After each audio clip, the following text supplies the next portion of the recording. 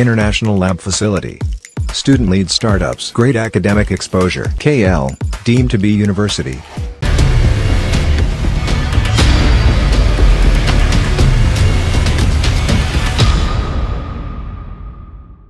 ఆంధ్రప్రదేశ్లో ఎన్నికల తేదీ దగ్గర పడుతున్న కొద్దీ మాటల యుద్ధం పతాక స్థాయికి చేరుకుంటుంది. ఇక వేడైతే మాత్రం చెప్పనక్కర్లేదు, సమ్మర్ని కూడా బీట్ చేస్తుందనే చెప్పుకోవాలి.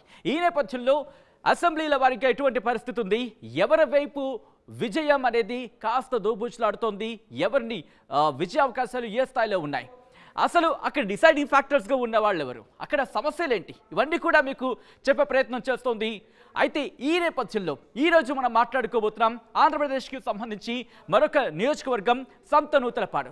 సంతనూతలపాడులో అక్కడ ఎవరెవరు బరిలో ఉన్నారు, ఏ పార్టీ ఎవరిని బరిలోకి దించింది, వాళ్ళ ప్రొఫైల్స్ ఏంటి, అట్ ద సేమ్ టైం అక్కడ సమీకరణాలు ఏ విధంగా ఉన్నాయి చూసే ప్రయత్నం చేద్దాం. ముందుగా ఎవరు బరిలో నిలుస్తున్నారు అనేది చూసే ప్రయత్నం చేద్దాం. Here it is. సంతనూతలపాడు నియోజకవర్గానికి సంబంధించి వైసీపీ బరిలోకి దించింది మేరుగ నాగార్జున, అలాగే టీడీపీ బరిలోకి దించింది బిఎన్ విజయ్ కుమార్. ఒకసారి వీళ్ళ షార్ట్ ప్రొఫైల్స్ చూసే ప్రయత్నం చేద్దాం. ముందుగా మేరుగ నాగార్జున ప్రొఫైల్ చూద్దాం.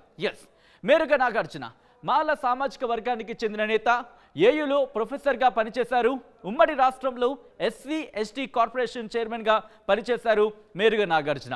ఇంకా 2009-2014లో వేమూరు నుంచి పోటీ చేశారు, ఓటమిని చవిచూశారు.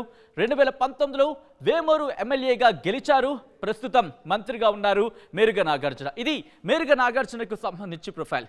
మూవింగ్ ఆన్, తెలుగుదేశం పార్టీ బరిలోకి దించింది B N Vijay Kumar. B N Vijay Kumar profile చూద్దాం. ఎస్సీ సామాజిక వర్గానికి చెందిన నేత B N Vijay Kumar. Mechanical engineering చేశారు ఈయన. అలాగే 2009లో కాంగ్రెస్ తరపున పోటీ చేశారు, ఎమ్మెల్యేగా గెలిచారు బిఎన్ విజయ్ కుమార్. 2014-2019లో టీడీపీ నుంచి పోటీ చేశారు, ఓడిపోయారు. ప్రస్తుతం టీడీపీ అభ్యర్థిగా మరోసారి బరిలోకి దిగి తన అదృష్టాన్ని పరీక్షించుకున్నారని చెప్పుకోవాలి బిఎన్ విజయ్ కుమార్. ఇక సంతనూతలపాడుకి సంబంధించి ఒక్కసారి ప్రొఫైల్ చూసే ప్రయత్నం చేసినప్పుడు షార్ట్గా, ఇది ఎస్సీ రిజర్వ్డ్ నియోజకవర్గం సంతనూతలపాడు. బాపట్ల లోక్సభ స్థానంలో భాగవిధి, నాగులుప్పలపాడు, మద్దిపాడు, సంతనూతలపాడు, చీమకుర్తి మండలాలు దీంట్లో ఉన్నాయి. సో ఈ నేపథ్యంలో సంతనూతలపాడులో ఉన్న సమస్యలేంటి, అక్కడ ఏ సామాజిక వర్గానికి సంబంధించి ప్రభావం చూపించే అవకాశం కనిపిస్తుంది, అక్కడ సమస్యలేంటి, ఎవరి వైపు అక్కడ ప్రజల మాటలు ఏ విధంగా ఉన్నాయి, అంటే ఎవరు డిసైడింగ్ ఫ్యాక్టర్స్గా ఉన్నారు, ఎవరిని తమ అభ్యర్థిగా కావచ్చు లేకపోతే తమ ఎమ్మెల్యేగా అసెంబ్లీకి పంపించాలనుకుంటున్నారు తెలుసుకునే ప్రయత్నం చేద్దాం. మా ప్రతినిధి శ్రీనివాస్ అప్డేట్స్ అందించేందుకు జాయిన్ అవుతున్నారు. శ్రీనివాస్, సంతనూతలపాడు ఒక ఇంట్రెస్టింగ్ నియోజకవర్గం చెప్పుకోవచ్చు. ఇక్కడ మంత్రి మేరుగ నాగార్జున బరిలో ఉన్నారు, తెలుగుదేశం పార్టీ నుంచి బిఎన్ విజయ్ కుమార్ బరిలోకి దిగిన పరిస్థితి. ఇక్కడ సామాజిక వర్గ సమీకరణాలు ఏంటి, విజయం ఎవరి వైపు ఉందని చెప్పి అక్కడ చర్చ నడుస్తోంది, మొత్తంగా అక్కడ ఇష్యూస్ ఏంటి, ఒకసారి క్లుప్తంగా చెప్పే ప్రయత్నం చేస్తారా?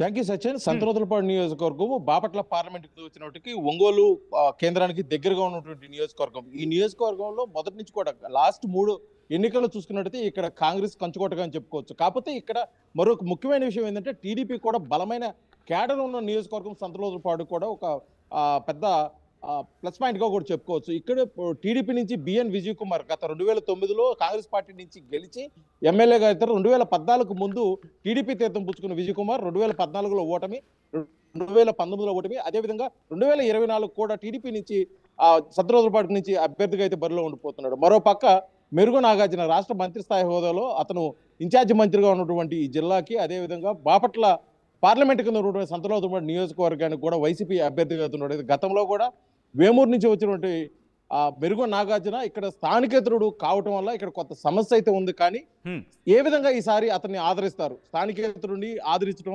సంతనూతలపాడు నియోజకవర్గానికి పెట్టింది పేరు. ఎందుకంటే గతంలో ఆదిమూలపు సురేష్ 2 సార్లు అక్కడి నుంచి గెలిచాడు. అదేవిధంగా కూడా ఇప్పుడు ఉన్న మేరుగ నాగార్జున కూడా అదే కోవలోకి వెళ్తాడా అనేది ఇప్పుడైతే అక్కడ పెద్ద చర్చ నడుస్తుంది. కాకపోతే ఇక్కడ ముఖ్యంగా చూసుకున్నట్టయితే డిసైడ్ ఫ్యాక్టర్ చేసేది ఎస్సీ సామాజిక వర్గాన్ని.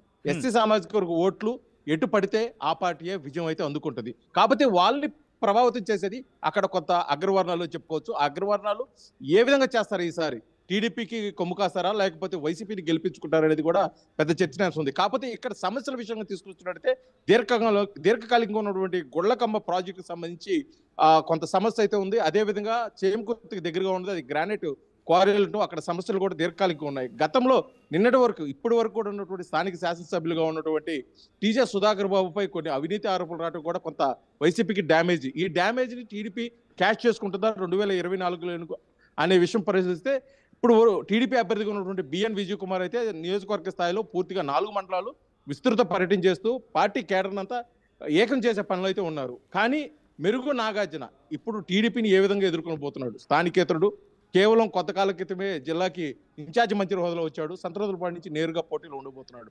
కానీ మెరుగు నాగార్జున పేరు ప్రకటించిన నేపథ్యంలో అక్కడ ఉన్నట్టు వైసీపీ క్యాడర్ కూడా ఒకసారిగా రోడ్డు మీదకి వచ్చి నిరసన తెలియజేసిన సందర్భంలో కూడా ఇప్పుడు వాళ్ళు అంతర్గతంగా సహకరిస్తారా, లేకపోతే వైసీపీకి ముభావంగా ఉంటారా, లేకపోతే వైసీపీకి ఏ విధంగా వారు సహాయ సహకారాలు ఉంటాయని చెప్పేసి కూడా ఇక్కడ పెద్ద చర్చ నడుస్తుంది. ఏదేమైనప్పటికీ 2024 ఈ నియోజకవర్గంలో ఒక కొత్త విధానాన్ని అయితే బయటకు తీసుకొచ్చే పరిస్థితి. ఎందుకంటే ఇప్పుడు ఇక్కడ టీడీపీకి అందరూ ద్రాక్షగా ఉన్నటువంటి విజయం ఒకసారి టీడీపీని ఏమైనా ఓరిస్తుందా, లేకపోతే సాంప్రదాయ విజయం అయినటువంటి కాంగ్రెస్కి వైసీపీకి ఇక్కడ మరోసారి సంతరోతులపాడు ప్రజలు పట్టం కడతారని చెప్పేసి కూడా ఇక్కడైతే ప్రజలు కొద్దిగా ఎదురు చూస్తున్నారు.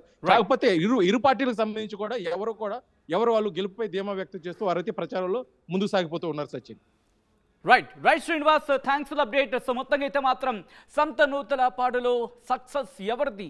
అవును, అక్కడ ప్రజలు ఎవరిని తమ ఎమ్మెల్యేగా అసెంబ్లీకి పంపించబోతున్నారని ఒక ఉత్కంఠ మాత్రం కొనసాగుతోంది. జూన్ 4 ఫలితాలతో ఎవరు తమ ఎమ్మెల్యేగా అసెంబ్లీకి పంపించబోతున్నారనే ఉత్కంఠకి తెరపడబోతోంది. సో చూద్దాం, జూన్ 4న రిజల్ట్స్ డే నాడు కలుసుకుందాం మళ్ళీ ఇదే అంశానికి సంబంధించి.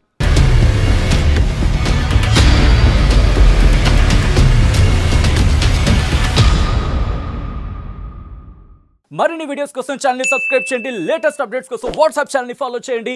అండ్ లింక్ డిస్క్రిప్షన్ లో ఉంది.